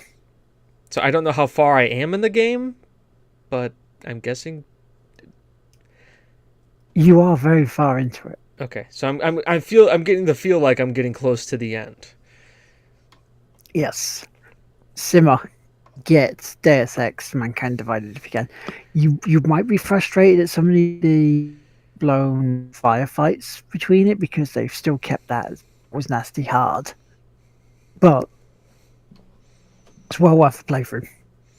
Also, if you've played the first, I would say out of the two, Human Revolution and Mankind Divided, I think Human Revolution is a better game. But Mankind Divided is definitely good. Also, it's a Deus Ex story game, so it's just, sneaking is always going to be superior to anything else you do. But I've grown to the point where I built my character in a sense where he can hack anything, and he'll sneak. But when shit gets in, sneak and then just try and take out as many guys until he gets caught. And once he gets caught, I hopefully have killed enough guys in stealth that the firefight isn't horrible. Also, cover is janky as hell. That's the big thing with that game. Is the cover system is just jank. Yes. How often do you get frustrated? I want to... And it just doesn't do it at times. I just don't use the cover system. Like, okay, I could sit in the corner here, or I can just not go into cover and crouch here and just do the old school FPS or play it like Deus Ex, the original Deus Ex. Pop out, shoot, pop back behind, pop out, shoot, pop out back behind. Yeah, that works. Also melee everything. Just when you can walk up to two people and press Q and knock them both out, it helps. Yes, stealth takedowns is really, really good. But then again, it also gives you that voice of, do you just knock them out or kill them? What do you do? I will not kill anybody unless I get compromised. And then at that point, I will murder everybody and then go back to the people that I have knocked out and shoot them in the head. Because no witnesses. Exactly. No one could say it. There's no witnesses. Exactly. That's the way I look at it. It's just like, I should always be getting ghost. Why should you always be getting ghost? Because nobody saw me come there. Everybody in the base saw you, but nobody got out alive. So who can tell? Also, because I hack everything. Because I have my hacking maxed out. Yeah. Pro tip: max your hacking as fast as possible. Yes. Because that helps you out huge time. So challenge the first Deus Ex 0 kill, unless the mission says so.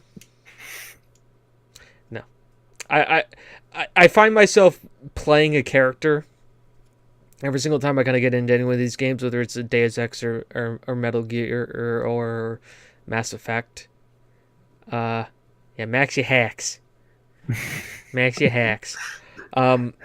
But I tend to, especially with for me, with the progression of the first Deus Ex, and it seems that I follow this trend with most of the games, and it makes sense that as the story progressed, it kind of made sense for you murdering more and more people, because as you got further and further in the story, at least in the first, and I'm saying the Deus Ex Human Revolution, not Deus Ex, but Deus Ex Human Resolution. It was like the further you got in the game, the less the people you were dealing with deserved to live. Because they become nasty pieces of work. Because they become assholes. They become weird. I mean, you're fighting against a PMC at the end. Like, oh, I'm not going to kill it. I'm not going to murder any of the PMC guys working on the oil rig who are just trying to destroy all of humanity. No, why would I want to do that? So, oh dear, they seem to have fallen down. And they're not breathing. Yeah. What's happened here? We're in Mankind Divided, just everyone's a dick to start with. Nobody's in a good spot. Okay, don't kill the cops while everything's on lockdown. But these cops are arresting in the first scene when you walk out and say, oh, it's on lockdown. You see cops murder a person in cold-blooded innocence and well, they shouldn't have been out during the curfew. That's how it's he's not augmented. Well, who gives a shit? It's okay. So you could have been well, you don't want to kill the cops because you work for Interpol and stuff, but it's okay, so the cops out in the street are already dicks. So why? No, actually, mine's sneaky shotgun. We've established this. You don't want to be maxi hacks. No, Max. By the way, Maxi Hack sounds like it should be said with like a hard Boston accent. You know, like Maxi Hacks. Hit it hard in the park and have it yad. By the way, I am finding the see. Once again, this is also brought to us by the great KZ Kimsey, not KZ Lost. Once again, rebrand. Tigwhippies has had a little bit of a rebrand lately. It seems like 'tis the bees this season. Looks like. Yeah, here it is. If I zoom this back up, I'm gonna move it all the way to the top. Yeah, it's close enough to the top. Yeah, so it's once again there's the from the top of the basement hashtag free Hergelman from back from those days. You can clearly see. You can clearly see it says Sneaky Shotgun and Sean Daly. It's established canon. There is Tigwhippies canon for this. Sneaky Shotgun. I'm also like, I know my cursor isn't captured here, guys, but I am circling the names as I'm saying it. Sneaky Shotgun and Sean Daly. There is legitimate names for this that has also spawned fan art. Once again, I have no problems spamming this picture as often as I do. So, remember, it is Sneaky Shotgun and Sean Daly. And obviously, there's fan art for it right here. As you can well see. Coming soon to a Pornhub near you. Coming soon to a Pornhub near. We're just waiting for somebody to write it. By the way, if you know any writers. Oh, you want the lard pants? You mean if I let me just see right here. If I take this, Simmer, I'm gonna let you know something. It never disappeared. I kept it there the whole time. It never goes away. It's just sitting waiting in case something happens to Lard's camera. It's right there. That's the lard pants. It's always there. It's always waiting. Not dead, just dormant. Just wait for the EGX. This is waiting for the EGX weekend. Yeah, just like how I have the Hergelman image. It's always there. I'm once again going back to how we started the show. This has become such a well-oiled machine that everybody, if people here don't have cameras, I can immediately solve that issue, except for me. But I will always have a camera because I'm hosting the stream. Which means I will be here if the show is live. If the show is not live, I am not here and we're not having a show. Usually. There probably will be a rare instance where the show will go on when I'm not here. But it hasn't happened yet. You are Mr. Technical with this. We're just like, well, button. How do you get yourselves to? How do you make it so that you're a core member of a streaming community / team? Make it so that you're absolutely indispensable to them. How does James have the show hooked together? Well, he showed me it once, and he said a load of big words and did things like. And I was like, it's 3 o'clock in the morning. Can I just go to? Yeah, you go to sleep, lad. Go. Shh. It's fine. Go to sleep. Yeah, but next week, that's pretty much what I've been playing. I have another game. I think I'm going to stream it soon. It's Bastion, for those of you who know. The classic. But I'm not going to plan on playing it until I'm done with Deus Ex, because I'm actually planning on beating a game. Hey. Because I did it with XCOM. It doesn't mean if I do it with Deus Ex, get that off my wall of shame, and then from there go right into Bastion and actually stream that when I'm feeling like I don't want to do an XCOM. Well, you are Mark Watney. Mark, by the way, Mark, I did this, and I was kind of saving it, but just in case it doesn't ever come up in the XCOM stream. Mark Watney is part of the XCOM streams. He can only show up as a VIP, which means a scientist. So I can only, or an engineer, which means I can only hope that there is a mission in XCOM where we have to save Mark Watney from the aliens.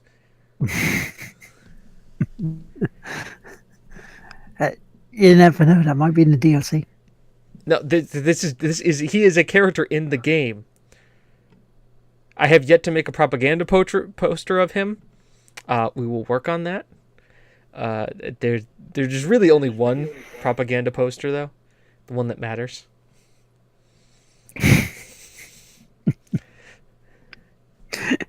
Is that for all four of us? Yeah, no, it's only one of us, and you know which one that is. Yep. Yes, I do. So, is that all you've been playing, mate, or you've been playing others? Also, the one last one's Hearts of Iron 4. I've been playing the Kaiserreich mod, which is a alternate history mod where I've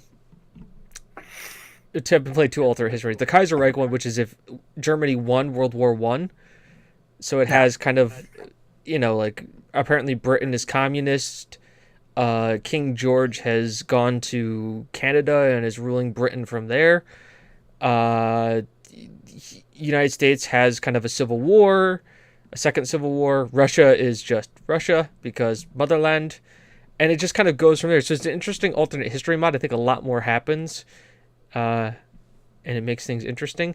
The other alternate history mod I've been playing is the modern day history mod. Okay. Where you can start from 2014 and go from there. Funnily enough, and I don't know if this says something about me as a person, but I may or may not have played America. I may or may not have let the Republicans win the election and have a certain media personality become president. And then I may or may not have gone down the tech tree to make America fascist. And then to go and attack everybody and take over the entire Americas. Because, God damn it, I didn't need to build the wall if I just took it over. Hey, you can't be immigrants if you're part of the same country. No, Maybe exactly. you can. We're all Americans. Exactly. It's just all of it's America, that means all of us are Americans. I think the other great one, and I saw somebody do a quote about this, and I think it was about somebody's modern day Hearts of Iron 4 stream, was 2014. I can't believe Trump will ever become president. 2025. Wow. President Guy Fieri just took over Cuba, annexed Cuba, and renamed it Flavortown.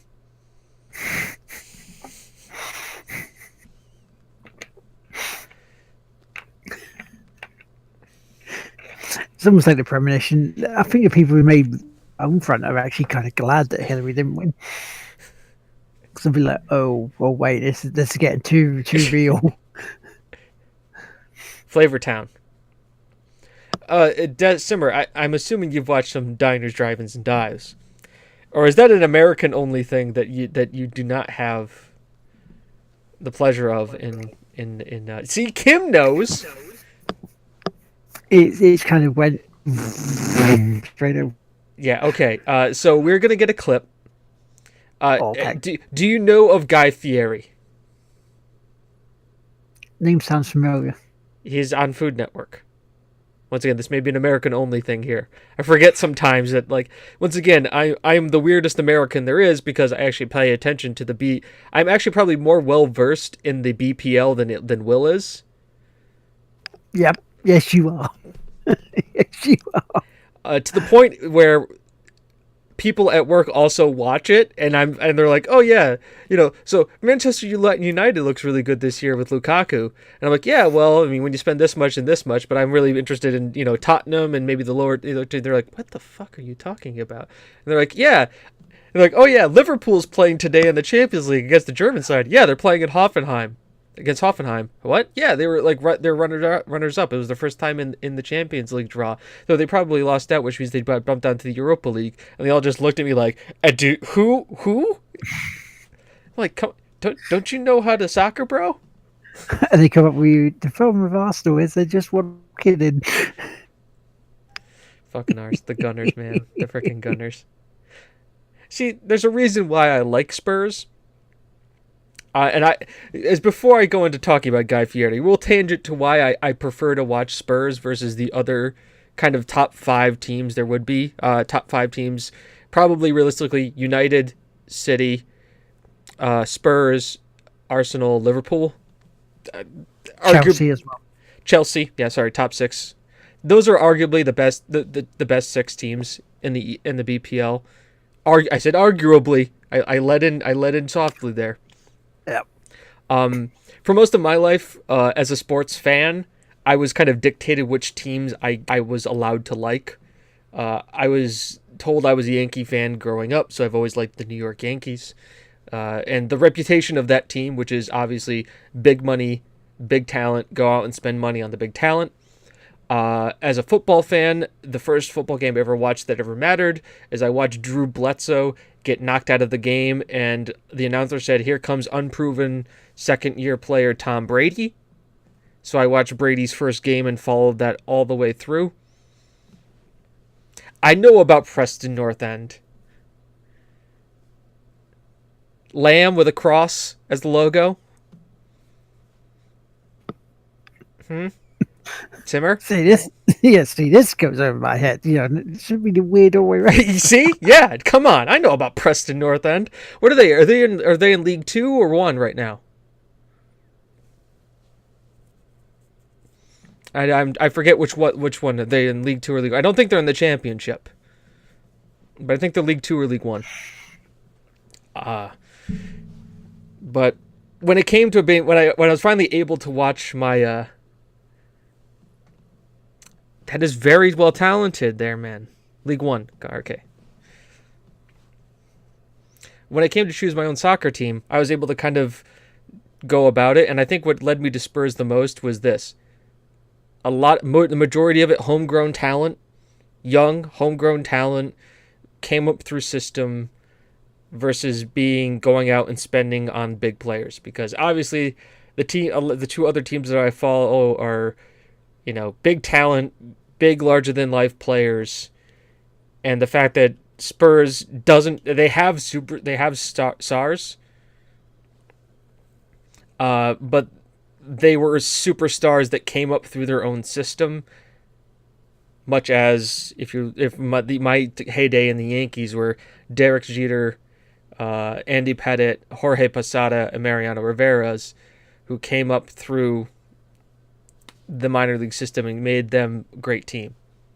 We're talking about why I like Spurs as a Tottenham Hotspur as an English football team versus video games, because I tangent. And this was also a tangent off of the fact that Guy Fieri has a show called Diner, Drive-Ins, and Dives, where he mentions Flavortown. And nobody else, because I people who are mainly English watch this show, do not understand what that means. That's fair. Completely clueless. Utterly clueless. Well, I am anyway, but then again, I'm not down with the kids. Yeah, see, you're a little. If you go about 3 shows back, there's an entire Pornhub rant you can absolutely follow. I'll even give you the link to the episode. It's with Lucky. There's a great conversation about live streaming in Pornhub. I really can't redo it justice about it here, but it'd be really good. If you want to watch that one, it's probably the best place if you want to hear me talk about that. Episode 26 as well, episode 50. Yeah, we talk about porn a lot, just not in this episode today. Usually, mainly when females are on. Really? And we get away with it. It's like, and they instigate it. Yeah, exactly. Okay, that came out really wrong. Wait, yeah, no, hang on. Let's Let's move along quickly. Move along quickly. Move along quickly before James puts his foot into preservable mouth, as he tends to. Everybody, if you're playing at home, that is an hour and 56 minutes into the show before James puts his foot in his mouth. I believe that is a new Tig Whippy's record. I don't quite know about that, but I think you're going to have a little bit of time to think about it. So you think about that for a few seconds. Yes. Just think. Think about what you said there. And if you're back, we'll be happy to talk to you again. Just maybe not specifically about that thing. By the way, I'm also trying to find Flavortown clips, because that is something that I need to introduce you all to exponentially. Like, I'm surprised you haven't heard of or seen of Guy Fieri, because he is the most American thing that has ever in America.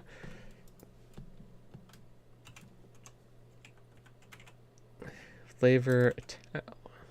So while you're doing that, shall we do the shout outs? Yes.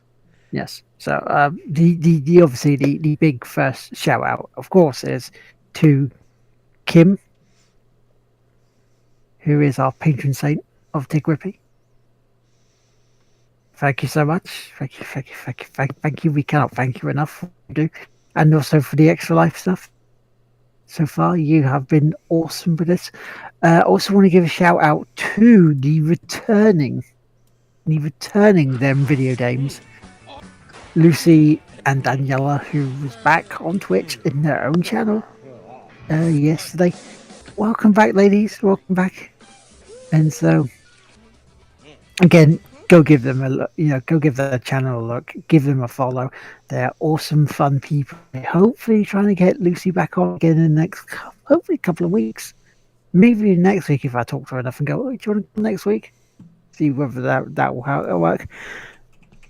So with her, and also I want to give a big congratulatory shout out to Tom Marrett, who is part of the Tig Whippy family.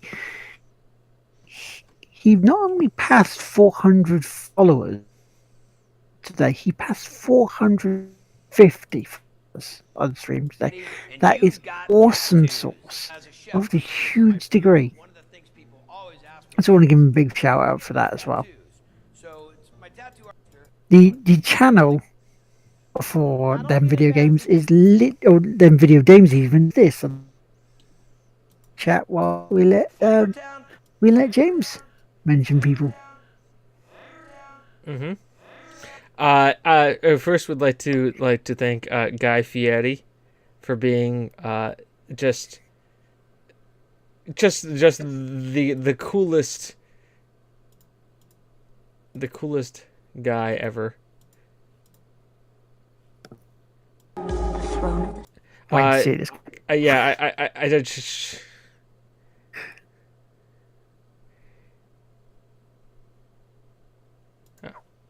I don't even know. I couldn't tell you. I can't even find one.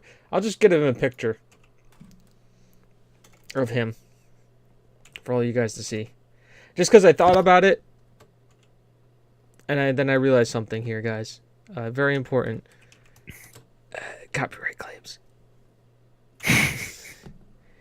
just copyright claims. So I think I can show you a picture of Guy Fieri.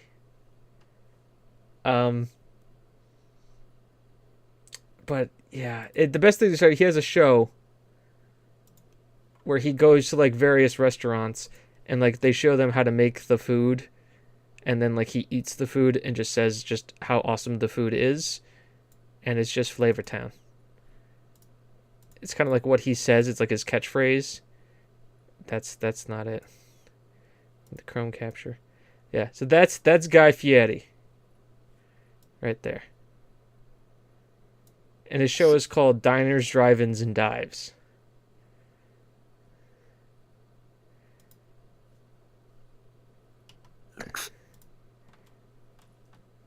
He looks familiar. I You probably have seen something. We'd even seen it like, oh yes, he does look familiar. So I may have heard about it. It may have been in the back of here. It's just like sits in there like, For you know, you those of don't. you who can see now, there's the Welcome to Flavortown shirt.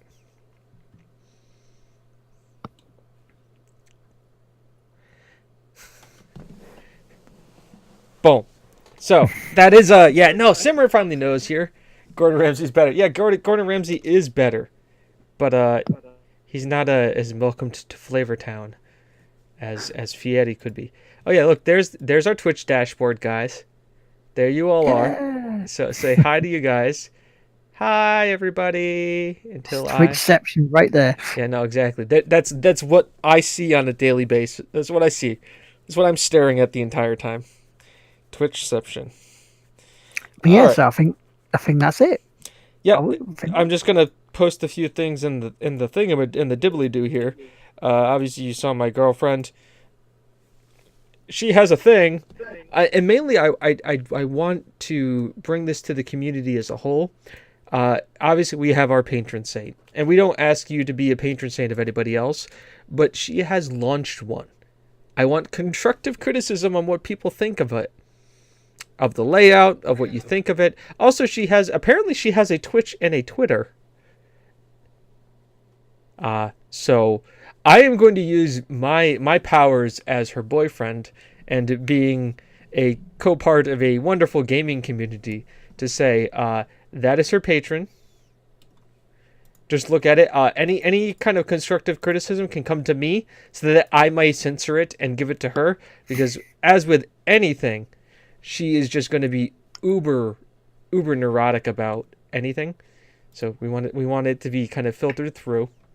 Or tell Will. Will is also a very good person to kind of go through.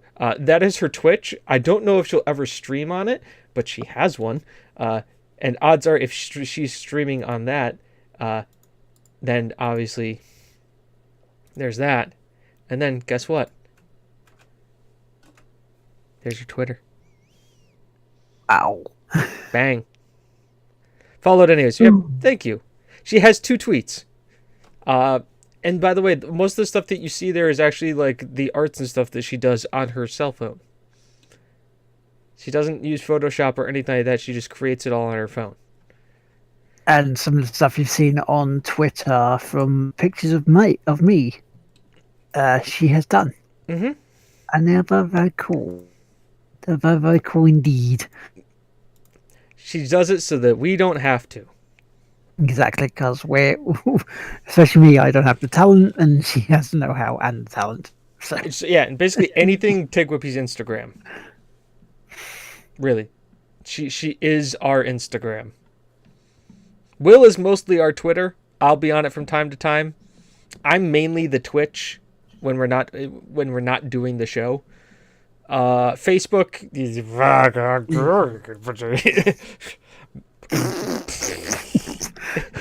Did any of you guys really even like follow us on Facebook? Because I understand if you don't, because I don't know. But YouTube, once again, we discussed YouTube. We know our opinions on that. But mainly for us, it's been Discord lately. yeah, Discord and Twitter and Twitch. They're our main focuses. Mhm. I mean, if you want to follow us on Twitter, fantastic. I mean, you get to see when I'm around to pimp people out, including myself. Yeah, that's Twitter, aka Shameless Plug Simulator. That's pretty. If you want to know when people we care about go live, that's the place to be. Or once again, you can find it on our Discord too. Though Discord, I mean, we're on it right now. If you jump in, you'll see that we're in a little streaming room that is blocked to everybody but us. But if you're a nice person in the future, we will definitely invite you to come in here and talk with us. We did that on episode 50. We had 10 people in the Discord chat, in Discord audio that day. I think it was about 8. Well, realistically, it was about 8 or 9. By the way, I do have to say, 8 people on the show. Nobody talked over each other, which I was really freaking surprised about. It went It's nice. It went really well. It could have been a clusterfuck. Yeah, which is It was for a little bit when we find out about the 50 Shades of Grey board game. That derailed just everything. But yeah, no, it was good. Episode 50, probably one of the best pieces of work that we put out. Oh yeah, by far one of the best. One of the best, yeah. Not tooting our own horn, but I tend to toot our own horn, enough as it is. Yeah, episode 50. You watch it; it's hilarious. It's on the Dibbly-Doo, along with like the first season of Tick Pieces is uploaded to YouTube, or not YouTube, to Twitch. I should actually make them all go live. I don't think they're live. Well, mate, I should probably do that at some point, so people can watch the first season. And coming soon, the rest of the audio versions of the podcast from I see what you're 5, doing. 6, 7, 8, and then 9. I can see what you're doing there. I can see what you're doing. Which you can listen to on iTunes. You can listen to Stitcher. You can listen to it on quite a Google lot Play. of the audio stuff. Google Play. I know specifically Phoenix Flame listens to it on Google Play. Yeah. I'm pretty sure he does. He can call me out on that. Obviously, this is the point in the show now where Chet calls me out on a bunch of things. And they're like, we're behind on our video, damn it. When it gets uploaded, exactly. The Terrace isn't here though. That's the thing. They're like, I know I don't. It's usually let's be honest, people. If you're going to get me to upload the audio version of the podcast, you need Terrace to get on my case to upload it. Because really, it seems like he's the only one, but he's so polite about it too. But he's relentless when it starts. It's like, where is my audio?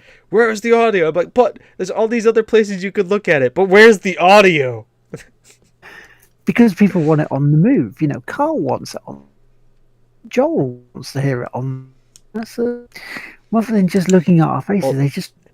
Well, if Carl wants it, he can choose not to get drunk and actually show up to the show. Hashtag shots fired, Carl.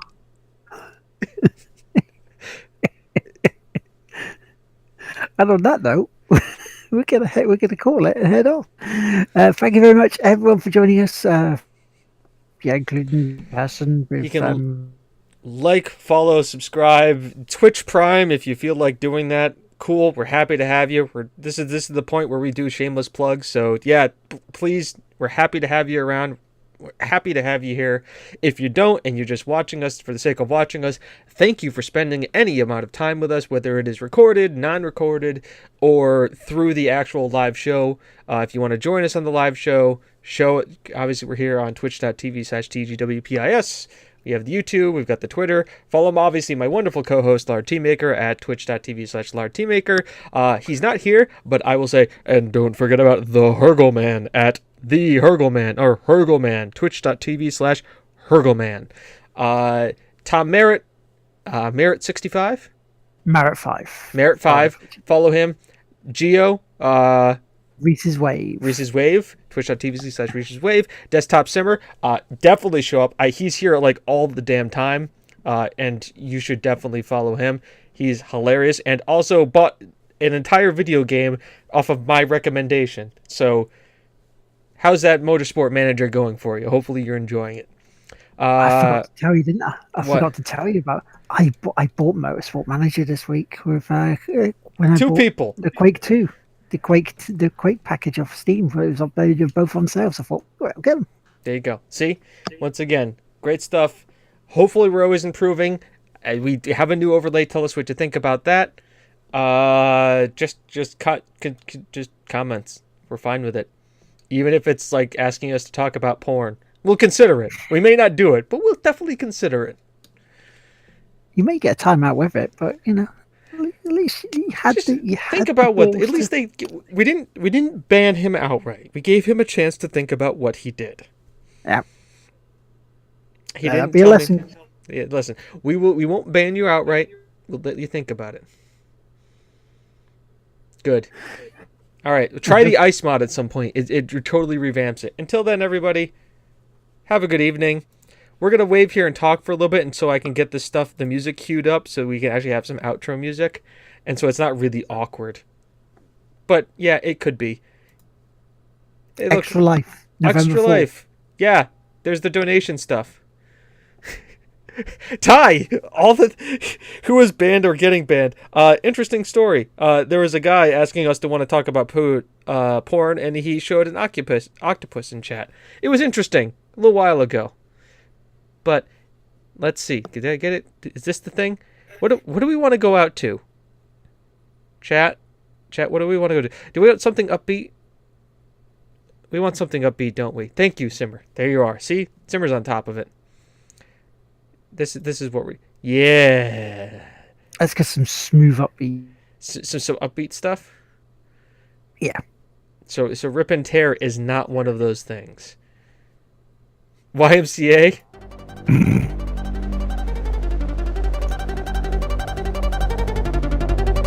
All right, there we go. Night, everybody. Good night. See you next time.